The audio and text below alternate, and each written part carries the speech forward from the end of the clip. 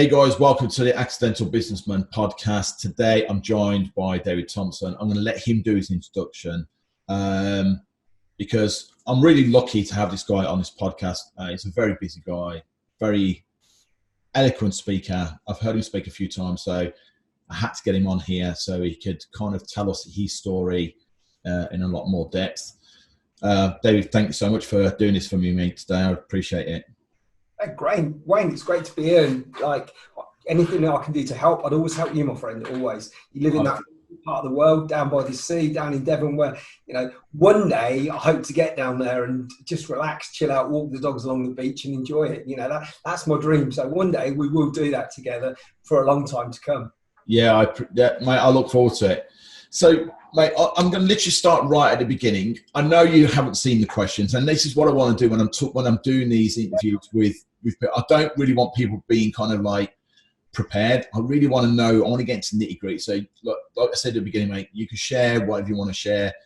But what I'd like to do is get some background. What was it like for you? What was young David like? What was it like for you growing up? So growing up, I'm half Jamaican and half Scottish. I was born in 1969, the year that man walked on the moon. So that's a long time ago for youngsters listening. I grew up in Scotland, and you know, people think racism is bad now and Black Lives Matter, but then it was really bad. So you know, it was really hard growing up in the 70s. You had programs like Love Thy Neighbour, and you know, so that was tough. And to make it worse, I had a white stepfather. So, and we were poor, say skin, black, in Scotland. We were born, I was brought up in Scotland for the first 5 years of my life, and then I had an abusive stepfather. And until I was 10 years old, I lived in 5 different houses. So 9 different houses. I've been to 5 different schools. So it's a house nearly every year, and, you know, and new schools. And I'm dyslexic. So at the time, they didn't have dyslexia back in the 70s. They just thought I was thick. I'm like, oh, he's no good. And I was given up on, if you like, but I never gave up on myself, and I was always quite tough. Normally, like black guys are normally quite tough. You just generally find they have something about them. So I was quite tough, and you know, so I was quite tough, and I just wanted A, not to be poor because we were always skin, B, not to get beaten up by my dad because he was just a bloody bully.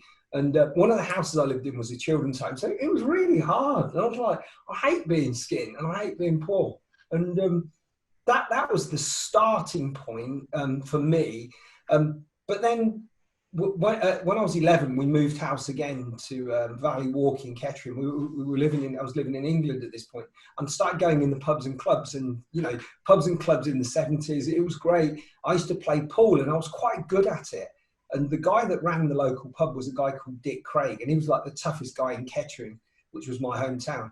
And he said to my dad at the time, you touch that boy again, I'm going to kick your head in. And I say to my mum when he was horrible to me, I say, you touch me, I'll tell Dick Craig and he'll kick your head in. So it stopped me getting beaten as much. But anyway, I left school at 16 without any qualifications. Again, you know, I wasn't going to do anything. And at the time, there was a program on about the paratroopers. It was the paras, they called it, you know, the paras. And I thought, And I sort of thought about going in the army. I thought I couldn't go in the army. But then all of a sudden, my mate started to go into the army. Matthew Page went in, and Gonzo, and Gary Kennedy. Then my mate Mark Turner. And even Status Quo had brought a song out called In the Army Now. And I thought, if they're all going in the army, don't leave me out here in bloody Kettering in a shoe factory working. I want to get in the army as well. So I joined the army at 16 to become a soldier. And it was probably the best thing that happened to me. Although I didn't particularly like the discipline, and I didn't like being told what to do. I was fit, I was quite strong, and I was in a safe learning environment whereby I guess the army had got used to people that had got disabilities, dyslexics and whatever, and they just trained me better. So I started learning in a different way, and it was ever so good for me. I became the boxing champion in the army, so I got the tough thing. But I never really got the rich thing, and I knew I wouldn't get that in the army. So at 16, I left the army and went to work in a shoe factory, Dr. Martens, you know, where they make the bother boots. Yeah. Working there, making bother boots. And I fell in love for the first time with a girl called Lisa. And her brother-in-law from a town called Desborough, just down the road, a guy called Paul, he took a shine to me and he gave me a book called The Success System That Never Fails. And he said, read that book. The guy that wrote that, he became a billionaire. I was like, really? He said, yeah, and it's all about sales, and I think you'd be good at it. Now, nobody had ever given me a book. You know, the books I was given at school were Peter and Jane and Ladybird books, and I couldn't read them because I was like, oh God, I was terrible at reading. And anyway, people would laugh at me when I read, but I was tough, so they soon stopped laughing. But I read 65 pages of this book in 1990. Bobby Brown had read it. He just brought out, it's my prerogative. And I was reading it, and the book sort of read me. And I thought, I think I could do this sales job. And in October 1990, I got a job working for William Clement Stone, my brother-in-law, or my girlfriend's brother-in-law, a guy called Paul Iliff. He got me a job working for Combined. And I started learning about a positive mental attitude and the role that played in success, which, and I still know that's vital to success today. Socrates, and about asking Socratic questioning. And that was really the start point whereby I knew I'd found a career that I could stay in, and it was financial services, it was sales, it was understanding about psychology. It interested me because I'd got no interest in going working on a building site like some of my mates. I didn't want to stay in the army. I wanted a kind of an office job. And so talking, I was quite good at that. So I thought, yeah, I can do this talking business. And I became a mortgage advisor the next year. The following year, I became a mortgage advisor. And through studying and one thing and another, I became the top mortgage advisor in the UK in the 1990s. And started earning, which at that time, from my perspective, was stupid amounts of money, £130,000 a year in the middle of the 90s, 5 Series BMW, a PA, stuff that young David, growing up in Scotland with an abusive stepfather, was in the children's home, could never have dreamt would have happened. Yeah. I think, go on, sorry. I couldn't have dreamt that could have happened. Could never have happened to me. Totally by chance, but it wasn't by chance. It was by focus, hard work, determination. And I kept studying everything there was to do with regards to sales. That was it. It's funny, isn't it? You've probably had it over your lifetime when people say, oh, you're lucky. And you think, yeah, it's funny. That statement, like, the harder I work, the luckier I get. Like, you just think, people only see now, don't they? They see you now, and then they think, well, it's all right for him, but they have no, idea of, like, I think it's an incredible, I know you kind of washed over it real, like, young, it's just fine, but, your story is, like, fantastic, and you're absolutely right. I think that's like a lot of us. We didn't realise we were going to be business owners or be successful people or whatever. We kind of just went, yeah, I think I can do that. And it's on. I hear that a lot from people. That are like, yeah, I thought, yeah, you know what, that's a bit of me. I can do that. Yeah. With really no idea of how that was going to roll out. Like you just said, you didn't think you'd be making 130,000 a year with a PA. Like, you'd be like, if somebody said to me, like, when I was a kid, like, you're gonna own a gym, your business is gonna grow, and you'll have people working for you. I'd be like, you're joking? I can't do my own shoelaces. Yeah, mate. I mean, I couldn't find my arse with both hands when I was a kid. And, I was useless and skin, and we were poor. We stole potatoes out of people's allotments. Like me and my father, because we never had any food. We had the electric cut off. The only reason we never had the gas cut off because we never had any gas. So I remember going to the shop to get paraffin for the tilly lamp, and just tough times. I mean, they're different times to now. There was no food banks. If there was, I'd have been straight in front of the food bank. Absolutely. I remember the kid. I was the kid with the note. You go knock the neighbour's door. Your mum would go knock number 5 and give her this note, and you take the note to number 5. You knock it, and she give you a £5. And you go back and you give it to mum. You had no idea. Do you know what I mean? But then that note would, and we lived in a neighbourhood where, like, a different time of the week, that number 5 would come and knock our door because she knew that was when Dad got paid, and she'd be knocking with her little note. She'd always send the kids. The parents don't went. Send the kid up, and mum would put a £5 in the envelope, and, like, and that's just how it was. We lived on the same street, Wayne. We lived absolutely, but nobody had anything. I mean, nobody had anything back then. No, absolutely. There was nobody in our area who went, well, they're the ones with money. Everybody was in the same situation, yeah. No, nobody had a phone. I mean, there was one guy who had a phone, and my best friend at the time, a guy called Mark Turner. He was the only one I knew with a phone. If we had a phone, he would be the only person I could have possibly rang. We never had a phone. Car, you're joking, there's more chance of having an aeroplane than a car. I was 19 when my mum got a phone fitted in the house. Yeah. 1989 was the first time we actually had a phone in the house. And just like you just said, I was like, yeah, we got a phone. I don't know who. And then we'd have to hang out at the phone box, wait for the calling. Different times. Different times today. So when did you transition, man, from being like working for somebody to more being independent and, you know, building your own kind of like thing? When did that happen, and how did that happen? I think sometimes you get forced to make things, like circumstances happen for you and to you. So I was a financial advisor selling mortgages out of estate agents. And we used to do these things called endowment mortgage, which are like, it was like a savings plan that you'd save up in to pay your mortgage off with. Don't ask me why they did it, but I used to earn a lot of money doing those. And there was a change in regulation with regards to, they were going to get rid of these endowment mortgages. My salary was going to half. And I thought, I can't have that. I'd be working in the same company, and you sort of get used to a lifestyle. So because that was going to happen, you know, like I didn't want to lose something, which is my catalyst for doing something. I thought I'm going to have a go and do my own business. And so I did what most people do. I started a business. I thought I'm going to go and start out and create my own business as opposed to working for somebody else. So I gave up the car, gave up the £130,000 a year, you know, salary, and set about setting up my own business. So you left the comfort zone and went into the uncomfortable zone. Yeah, I did. Yeah. And I've got this thing about the mountain. I think if you haven't climbed the mountain by the time you're 30, you're going to struggle to do it. Around 30, you've either got to do it or you haven't got it. Time you've got a few kids and mortgage and all that around your neck, and you're like, oh God, it's really tough to climb. So I thought I've got to climb this before I'm 30. So 1999, just before my 30th birthday, I decided, or just after my 30th birthday, I'd started my own business. Well, I was 35, so I was a bit late climbing the mountain, mate. I'm that person who struggled, but I was really good, you know. And props. What made you start your business, Wayne? What was it that drove you? Do you know what? I think because I was a critical care nurse. Yeah. I really truly believe, and this is no disrespect to nursing and medical profession, but I truly believe there's a burnout. There's a point where you just know that it's just you can't. And especially when you're working in critical care, because you're not, you know, I mean, you are dealing with very poorly people, and it's quite. I found it exhausting, but I had a passion for helping people one way, shape, or form. So, you know, and I enjoyed training. I've always worked out and competed and whatever. And I just remember saying to my wife, I think I'm going to be a personal trainer. And in North Devon at the time, 2004, 2005, right, there was one guy who was a personal trainer. Everybody told me I was mad. Personal training is not popular. It's North Devon. You know, this isn't London. You won't make any money. And that for me, I'm not stubborn. I'm like, well, I'll actually prove you wrong. I'll go and do it. And the only person I needed the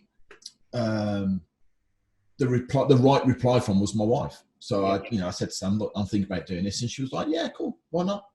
Yeah. And, you know, she's been like it the whole time. She's like, you know, we've had her support. I think she'd said, are you joking? We've got mortgages, we've got kids, we've got, you know, how are we going to do this? And why, you know, you put all the pressure on me. If she'd done all that, then there's a chance I'd probably still be working as a critical care nurse. I probably wouldn't have taken that jump. But she was just like, yeah, try it. What you got to lose? And so, yeah, so like yourself, mate, I left her, you know, all right, I was a nurse, man. I went on 130,000 a year, but, you know, between us, we were doing all right. We live in a beautiful part of the world. Yeah. You know, we've got a beautiful home, you know, so it's like, well, you know, you only need what you need. I think there's somebody that wrote about, you know, most people are okay. 60,000 is pretty much your cap of what you need. Anything after that is just vanity and watches and nicer cars and bigger houses. So, you know, we were doing all right, but I just, you know, I think for me, I needed something else. I needed something for me that, you know, I need to prove something to myself that I had the ability to build something, and that's kind of how it happened, man. That's it. But I was 35, and I truly believe what you're saying, mate. I think if I'd done it at 28, I wouldn't have been asking permission from anybody, my wife or anybody. But at 35, when your commitments are a lot higher, you tend to feel like I need to at least mention it. I can't just quit my job. And there comes a point, though, it's like a hill. I think it gets harder to climb the older that you get. So it's harder to kickstart something. You don't have as much, you know, like when you get an elastic band, it's got a load of spring in it. You keep pulling it, the spring goes. I think once you get, let's say you get to your late 40s, like you try and start something then from scratch. Even if you've got the know-how, it's easier to do it when you're a bit younger, because you've got more going, you're more energy, and you're more like more good ideas, more bright young people around you as well, I guess. You're also young enough to bounce from it, aren't you? So if it doesn't work, you're young enough to bounce. you're naive enough to start something. Yeah, absolutely. And if it doesn't work, you go, well, okay, that's 3 years, but I'm only 25. I've just used 3 years of my life trying to make that work. You're still only 28. You're still young as hell, you know what I mean, to carry on and do something else. But you're absolutely right, man. I think it definitely does. So when did you actually start your business, mate? Your first business, what year was that? December 99. So 1999 in December. That was my first business that I started. And then I started another one the following year and another one the following year. So what did that look like? What, like people go, I'm going to start a business. And the first thing you do is like, you do your usual, you come up with a business name, create a logo, register with HMRC. Well, what I thought was the first thing that I needed to do was work out how to get leads. And I was a financial advisor. I was a brilliant financial advisor. And I thought the easiest way for me to get leads for being a financial advisor, a mortgage advisor, is to create an estate agency business. Not because I've got any interest in the estate agency, but I know that if my estate agency is selling the houses, then I'll get all the mortgages from them and I'll get all the money. So instead of taking 20%, 30%, I'll get 100% of it. So I decided I'd do that. I'd do an estate agent and I'd do the mortgages off the back of it. Yeah, just basic maths. Yeah, it was it. But at least you're in control of the supply line. And that was one of the things that I got right straight away. So before, in literally no time, I was doing loads and loads of mortgages and loads of insurance. And it was good, but it was bad because I hadn't thought it through. I started out with one insurance company called Allied Dunbar that I was tied to. And to say the least, they weren't the best. They were terrible. They were expensive for clients. And I was out of integrity. So I got into a bad relationship at the start because I hadn't begun with the end in mind. I'd started out tied to, a peg, if you like, and I didn't want to be tied to that. So it took me some time to get out of it. So whilst the idea was the right idea, getting mortgages was the right idea, starting out with the wrong partner, which was Allied Dunbar at the time, was hideous for me. And I thought, this is terrible. But because of that, I went and created another business quite quickly afterwards called Best Deal Insurance, because I knew that I was getting people a lousy deal on their insurance with this insurance company while I was doing their mortgage. And I actually got Johnny Vegas to do as an advert. You remember Johnny Vegas? Yeah. They say a change in a man is a woman's prerogative. Posh word prerogative. I learned that from a Bobby Brown song. So anyway. That's a good impersonation, mate. So anyway, Johnny Vegas did some adverts. We started advertising on the radio and I created this business called Best Deal Insurance. And before you knew it, I got it up. It was doing 7.8 million a year within 3 or 4 years, turnover, a couple of hundred staff, making loads of cash, reverse Google's algorithm. We were number one in the world for search on life insurance, house insurance, all the insurances. So I've got a couple of estate agency business, a mortgage business, and then I've got this insurance business. So I went from 1 to 4 businesses in no time. So this might seem like a stupid question because obviously this is all going on. It's all going on around you. It's growing even probably at a faster level than you anticipated. At what point did you realize that you were a businessman? Not a business owner, a businessman. Did you have like a realization? What do you mean a businessman? Define that for me so I understand. See, I knew you'd do this to me. I think a business. All right, when I'm saying businessman, it could be a business person, female. But for me, I don't know, actually, man. It's a really good question to throw back at me. Brilliant. Businessman, what is a businessman? I'll give you my interpretation. Go on. You might have to help me out. Yeah. So from my perspective, I remember working for like the financial services institutions that I work for, and I remember thinking, everybody here wants a job, right? And I never wanted a job. I thought, I don't want a job. I just want the money. So I thought, they might as well work for me. I'll give them a bit of the money and I have some of the money and I don't have to worry about the job. All I've do is got to work be a job creator, which was the business of creating a business, as opposed to the person that wanted to work in a job. And I was lousy at being told what to do. So I thought I might as well create a business so that everybody that wants to work in a job can come and work for me. They can make some money and we can share it. And I was confident in my own ability to be able to train them to be good enough at the job that they would actually make some money, which is a really important point.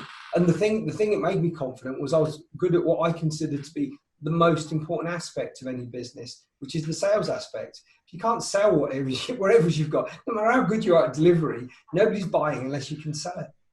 Well, so I guess if I had to sum up what I feel like a businessman is somebody who from a passion creates something that can bring other people in, to help them grow a business. But truly a businessman is somebody who can build something that can operate and function regardless of whether they're in the business or not. I don't know if I've ever been able to do that then, ever. Mate, I was just going to say, I'm going to contradict myself, because I've not met one person yet who went, yeah, I built a business, and then I went and sailed around the world. What I did do is I tried to build a business like that. There was a company that said that they could help you build a business like that called You can't stay out of it. Yeah, well, there was a company called Emith Worldwide that said they'd help you systemize your business. So I got my coach from Emith to leave California and come and move. So she come to move just outside Kettering. And I said, if you can do that, you can come and work for me. And so I doubled her salary, relocated her from the other side of the world. But when she got there, I'll never forget her words. She said, her name was Susan Shaw. She said, honey, I ain't got a clue to size the task. It's too hard to say. I don't know that I can ever do it. I'll tell you the first time I realised that I was really in business. And that was the first time I lost my staff. So I've been operating this estate agency business for a year. We've been making loads of money, tons of money. I went out and bought Ferraris. You have to get those things out of your system. Yeah. I thought I'd made it. But then all of a sudden my best salespeople left, my two best salespeople left, and they nicked another salesperson. I was like, oh. And then of course you recruit some inferior ones that you've got to have to try and train up. And your best ones, they start nicking your leads and your opportunities. I remember being in the office on a Saturday. It was a beautiful Saturday where I wanted to go and play golf or watch the football or something. I can't think what it was. And I remember realising that I'd got no control over what I was doing. I thought, God, this is horrible. Whereas when I worked for somebody else, I thought I could just knock it on the head and just do what I wanted to do. But that day, because my staff weren't there, I had to go in and do it. And I thought, this is really a bit shit. It's not what I wanted at all. Right. So running a business was much harder than I thought and much more me dependent than I thought. And I don't know if I've ever run a business to the degree that I've ever had it. So it's been completely independent, even when it's ran at millions. Always, I've always had to be in there and keep tinkering, moving, cajoling, and getting things right. Yeah, I think there's a degree of it, isn't there? I don't think I could remove myself entirely. And even though Chris is sat across from me, and I'd have no problem handing it to him today. I think really where my head's at the moment, until I'm completely like, Joe, what, I just do not want to do this anymore. It just doesn't float my boat. It's at that point. Like I said earlier about being a nurse, there comes a point where you just go, yeah, I'm burning out. And I think when I'm burning out, my ability to care is not going to be the same as it was. You know what I mean? So I think when the passion's gone, it's time to move on. I'm just coming out of Devon, start walking at that beach for them dogs, mate. I tell you, that's the gig. Exactly, yeah. So what would you say? What lessons have you learned? I know this could probably be a whole different podcast on lessons. You know what I mean? But one of the biggest lessons I learned was you need to build the business in such a way that you can train new people when you lose your old ones. If you can't, and the biggest thing is to be able to train them is how to sell. You've got to be able to train your new people. If you can't train them and bring them through and you're people dependent, it's a horrible business because you spend your life praying that this one person won't leave. I hope Sally doesn't leave because if she leaves, oh my God, I don't know what I'm going to do.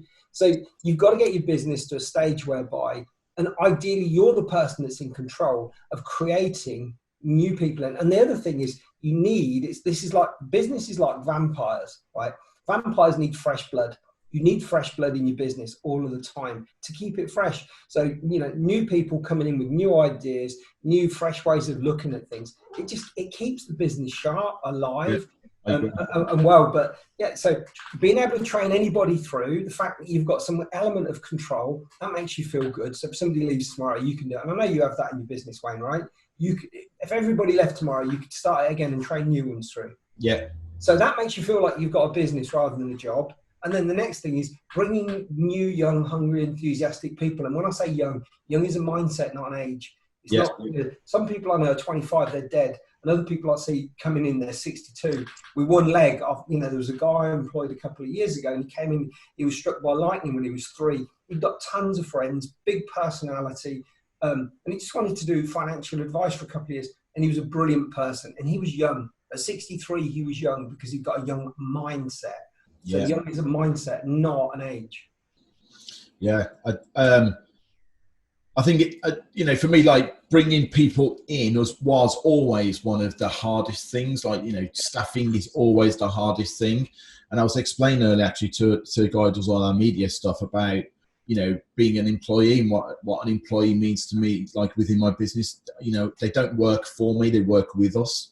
Yeah. And I think that's a mindset thing as well, isn't it? And I talk about this a lot, and also removing your ego. So I would hope that I want to hire people that are better than me. Do you know what I mean? So like, if they're a better coach, then that's fine. But what I need people who see things differently, who are happy to take things in different directions. Like, it's why I like working with Chris. I know he's going to do better than I did, and I'm happy with that.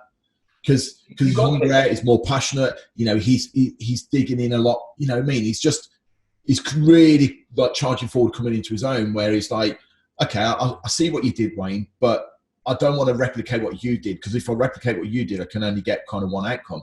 You know what I mean? He's got to work it. And 10 years ago, I'd have probably gone, God, what do you think you are? Do you know what I mean? I started this. It's it's my blood, sweat, and tears. It's my house on the line, not yours. Whereas now I'm like, brilliant, mate. Brilliant. Crack on. I'm going for a surf. Do you know what I mean? So that's running a business though, Wayne, isn't it? When you realise that you've actually got control over nothing, you can set the direction. But you've got to get bright people that you trust with the right values. Yeah. So it kind of leads us into like, what would you do differently if you knew then like what you know now? Good question. Really good question. What would I do differently? A lot of things.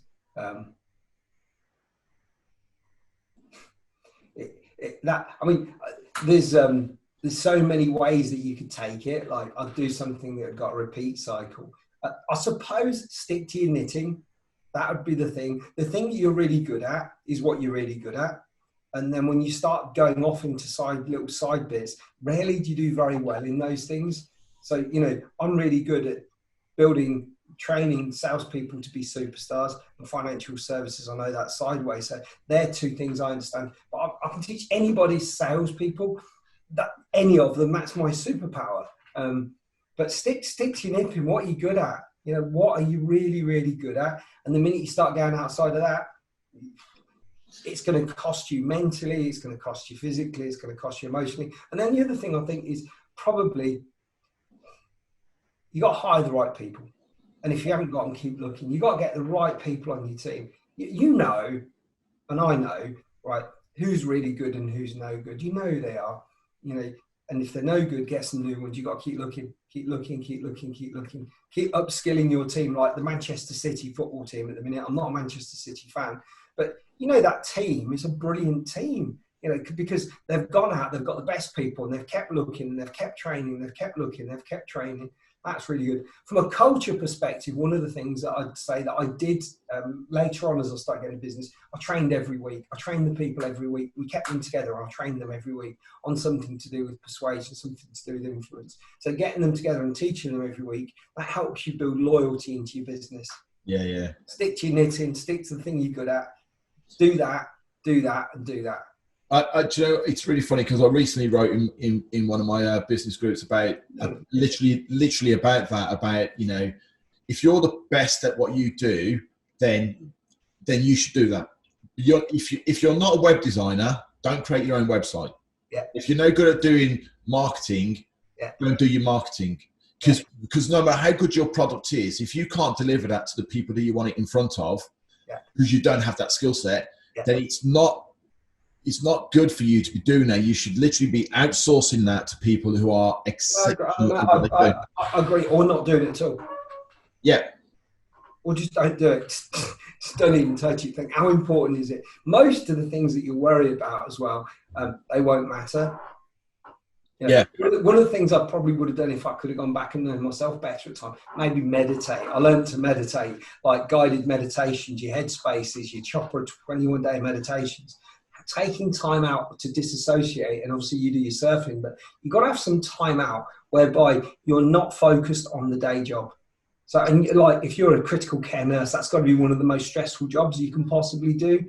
I can't think of anything worse than dealing with life and death situations. So somewhere down the road, you've got to take time out from that.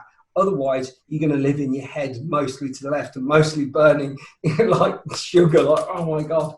And that's authentically hard. But, I mean, but what do you think? What would you do going back? What advice would you give to yourself if you were going to give yourself a piece of advice when you started out in business? What would it be? Patience. Yeah. Even though I, we've discussed that I was, 35 by the time I got into it. I tried to consume everything, once I realized that, I tell you what it was, I don't know when it happened and whether it was a switch or whatever, but it's that moment when you realize that you're like, okay, personal training is what I do. It's not who I am. Yeah. So I'm a business that sells personal training. That's the product. And when I realized that personal training was a product and not the business, it was kind of like, okay, now I need to consume everything. So I was reading every book, every business book, every marketing book. I was watching everything and anybody and taking it all in. It's kind of like that habit of like, when and I was that guy that would like download any free ebook from anybody and I'd download it, never read it. It just sat on my computer. Do you know what I mean? I just literally was in such a hurry to get where I need to be. And I made some huge mistakes, mate. I dropped the ball a lot. And so I think, if anything, I've probably been more patient. Love it. Love it. Love it. That's, for me, that's probably where I would have just, I'm impatient. I'm naturally impatient. I know, we've had conversations in the past, mate, where I'll probably, I've spoke to you and I'm like, I've got this idea. I'm going, and, I can see it. I just need to kind of roll that back a little bit and go, okay, how are you going to make that happen? So now I need to find, and that's what I'm doing. I'm building that out, finding the people, like you just said, you take your time, they're no good, So, and the impatient person of me, I wanted it done when we spoke. I wanted it literally after we spoke. I wanted it fixed and done that month after. Yeah. But obviously, I need to be okay. If you really want to do this properly, you need the right people. So, that's what we're doing. So, right. This was asked to me actually. Has there ever been a time when you thought, like when you were in the midst of it, not right now, but when you were in the midst of it, was there ever a time you thought, what have I done? Oh yeah, 100%. So it's 2008. We were top of the world. I'd got a financial services business getting 10,000 leads a month coming in. Google did it, and I'd got my business on the market. They were talking about 30 million to sell it for, so not a quid. Do you know what I mean? I'm like, this is going to be lovely. And then all of a sudden, Google did a Google dance. The stock market did what it did. And literally you came in and what was a busy office with 200 people in it. Next thing you know, the phones weren't ringing. And everyone's looking around going, when are you going to get the Google thing back, Dave? When's that coming back, Dave? What are you going to do, Dave? And I was like, taking in breath, like, couldn't sleep, couldn't worry. I got 200 staff, payrolls £500,000 a month. I'm like, trying to buy leads, costing a fortune. And my staff were leaving. And I remember looking out the window and it was November and the leaves were falling off the tree. And I got an email through from a guy called Giles who worked for me. And it said, Dave, can we have a word? I need to talk to you. Don't you hate that? Don't you hate them messages? I knew what it meant. He was leaving, but I thought, oh, not Giles. I'd taken him, when he was doing nothing, I'd helped him. I gave him a 35 grand a year guarantee. The guy weren't earning £2 Bible back, that's 700 quid a week guaranteed money, and he was earning nothing. And I didn't have to do it. And all of a sudden he was leaving. I thought, oh, this is the end of the world. And my grandmother used to say, she was a little old Scottish lady. She'd say, oh, you want to break your heart and scatter your coppers. And I just looked around and I thought, what am I going to do? And then one of my mantras has always been positive mental attitude, positive mental attitude. And I sort of stood out myself and I looked at it from a second position where you were sort of watching yourself in the situation, watching what's happening around you. And I thought, you'd have took that, because I was sitting there, we maybe had £1 million in the bank in cash. we had loads of existing clients, and I thought, you just have to go again. And I knew a load of stuff. So I cut the business down, changed its name. I did loads and loads and loads and loads of things to keep the business going, and just reinvented it. Eventually, after doing all of those things, managed to turn everything around. I sold it, and I made a few million quid the other year from selling it. But it was from that low point, that adversity, that turned it around. And the thing that I realised was how much I knew, how much I'd learned to get to where I'd got to. And if you fall, you're falling from a height. But you had to get to that height in the first instance. So I had to climb to the height. I had to climb the height. So I climbed the height and I fell. But then I realised, I thought, you climbed it. What did you learn on the way up? And then when you bump, you think, well, rarely do you fall as far as you think you've fallen. And I had to look around and just start realising, okay, you can go again. You can do it again. And I had to start again. And I started again. But what I've realised was I could train the salespeople myself. I could train them component part by component part by teaching them persuasion, pitching, negotiating, influence, all the things that I did. And literally within no time, I'd rebuilt it back up again, which was great. But at that time, I was like, oh, God, it was a nightmare. So that takes skill, doesn't it? That you don't even know you've got. Oh, gears. It's like I was literally saying to Chris earlier today. I said, you know what? We've just taken on, because you saw my last place. Yeah. We're just taking on a place that's like bigger. Yeah. I signed the lease. We moved in October of 2019. Momentum was insane. We were all working really hard, bringing in a team, and then literally March, lockdown. It's like I've just signed a huge lease. This is an expensive building for me to have. My overheads are much higher than they were at my last place. And I'm thinking, why didn't you just stay where you were? Life was good. You could, it was just, why, what's the matter with you?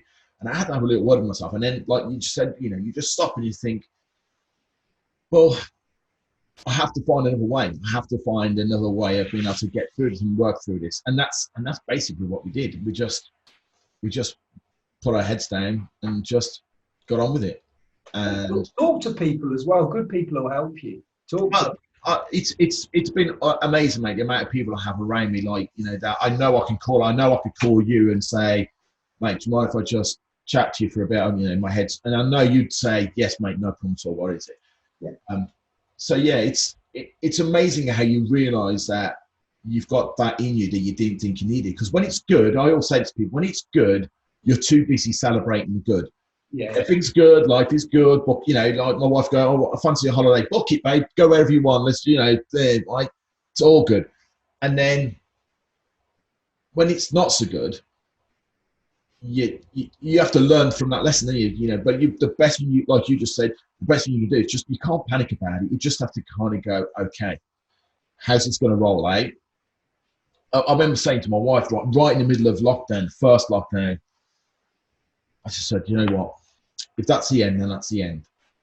And she just went, what? And I went, well, if we got to close, and we got to close business, because you know what you've got. I knew what we had in the bank. I knew what me and my wife have personally, and I spent years of putting my own money into the business and doing this and that. And I said to someone, I'm 40. So I was like, 50. I've just turned 50. I said, I'm not using any more of our money. I'm not putting ourselves at financial risk to try and keep this business, because I didn't know how it's going to roll out. So we know what's there, we know what can cover. This was before grants and all that stuff was announced, and I'm just like, I know how long we've got before it's going to start tapping at our door. And she went, I can't believe you. I went, what? She went, I've never heard you speak negatively on that I'm down kind of way. You'll never been that person, and you ain't starting now. And I thought, do you know what? Yet again, she's just. But that's back to where you started, Wayne. When absolutely, I'm man. going to do this. I'm going to leave this, and she's giving you that support. But there's 6 inches between a pat on the back and a kick up the arse, and that's that kick up the arse you needed. And she was absolutely right. I was like, yeah, you know what? And from that, I started thinking of all the ways and projects, and I talked to Chris, and Chris was like, we've never really done the online thing. Let's build that, and we did that, and now he's got a waiting list, and he doesn't want to take on any more people because he's aware we're opening. So he's like, I can't take any more online clients because we're opening. Yeah. My time's going to be split. But now so you've got 2 businesses. no, exactly. So, you know, so I love the ride, man. I love the thrill of it. Do you know what I mean? I actually love. You've got to be resilient though, Wayne, haven't you? Yeah, you have. And I know it sounds really stupid, but, you know, I've never really done it for the money because I've never had money. So you don't miss what you haven't had. Do you know what I mean? So, but it's coming up with an idea and a concept, seeing it through. And then, you know, you just go, wow, man, I created that. I started that. Yeah. No, and it doesn't matter whether it made you £10 or made you £10,000. It's like I actually seen something through that. I had no idea what I was doing, and I managed to create something from it. And that's what I love. I love coming up with the creative and the ideas, and then I go, that's great, but I don't know how to build that. But I need to find people who do, and that's when the trouble starts, when you're trying to find the people that do. Of course you do, but that's the beauty of running a business. You get great people wrapped around you. It's like having your mates around to play every day. Yeah. Like, oh, until you realise somebody's not your mate, they're just there chasing the salary. Like, oh God, this is horrible. Why did I employ Carol or Jono or whatever it is? And you, oh God. Well, you know, I'm loving the whole lot. I've got one last question, mate, and we might have touched on it briefly, but where you are right now. Mm-hmm. So, you know, successful, sold businesses, you know, and still going, even though you sell it, you didn't sell and retire and think I'm just going to play golf for the rest of my life. You went, sold it, went, well, I'm going to create something completely different. Yeah. What would you tell your younger self? So what that young lad growing up, you know, in the environment you grew up in, what would you tell him now? If you could meet him right now, what would you say to him? I'd say it's going to be okay. You know, I mean, I've thought about this, and I thought it's going to be okay. It's going to work out brilliantly. Here's my take on life. Everybody gets some shit in their life. Some people get it at the beginning. Some people get it in the middle. Some people get it at the end. My mum's got dementia at the minute, which I'm blessed. You know, I've still got my mum. You know, I'm 51 years old, and I've still got my mum. So it's a horrible thing, but everybody gets some shit in their life. Everybody. And I know you lost your mum recently. Sorry about that, but yeah, it's really that's really hard. But we all get tough times in our life, no matter what. Nobody gets through it without getting anything. And I just guess I got my tough time at the start. You know, some people get it with a marriage breakdown. Some people get it with, you know, they get sick, their kid gets sick. Everybody gets some stuff. The thing that I learned probably when I was 21, when I went to work for William Clement Stone in that insurance company, was a positive mental attitude is the right mental attitude in any given set of circumstance, incorporating the plus traits of life. So it's words as hope, faith, and integrity. And I thought, you know, when I learned that, I thought, oh. And a negative mental attitude is the wrong mental attitude in any given set of circumstances, incorporating the negative traits of life. NMA equals can't do, why try? And the opposite of positive is not negative, it's inert. It's when you're sitting there doing nothing. And when I started to learn that you have to do something to get something, it doesn't matter what point you start, whether you're at the bottom of the ladder, the middle of the ladder, at the top. The person at the top stops and you keep climbing, eventually you'll take over them. The person in the middle stops or they start getting complacent, you'll take over them. And I've always been determined, and I'd always advise anybody, get your head on right, get happy people wrapped around you, and then take action. Because when you start doing things, you start really doing things that matter, then all of a sudden you can start to achieve some success. But it'll be when you stop, when you go inert, when you freeze, when you think life's just going to turn up and do things for you. It doesn't. You've got to do it yourself, and that's about taking action. So, you know, I'd say to my younger self, I'd teach him a positive mental attitude. And what I'd always say is, you know, good times will come, and don't worry about it, son. You know, it'll come. Those good times will come. And even though you don't know it now, you know, just relax, it will come. And, you know, boy, have they come better than what I thought was possible. And long may it continue and keep getting better. Do you know what, mate? Thank you so much for today. It's always, you know, it's always a pleasure talking to you, man. You know what I mean? And catching up with you. And, you know, I know lockdown's been difficult, but, you know, the minute you're able to get in your car and come down here and, like, we'll go and have some dinner in an actual place where you can sit and eat and chat. And, mate, you know what? It'll be a great day. Can't wait to come down in the summer. Can't wait. I love where you live. It's a beautiful part of the world. You know, I love it. You know, so we'll be down in the summer. Mate, and you know what, mate, it'd be great to have you. Honestly, it's well, it will. Awesome. Thanks so much, mate. Cheers, bro.